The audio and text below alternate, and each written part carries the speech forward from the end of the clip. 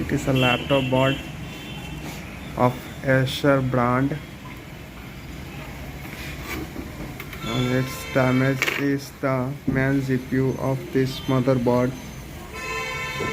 This is the processor of the motherboard, and this is the CMOS section of the motherboard, and this is the RAM section of motherboard, and this is the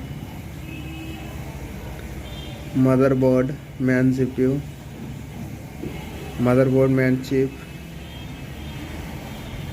This is the repairing of Acer laptop motherboard. It says it's the Platinum processor. As you can see, the processor number as well as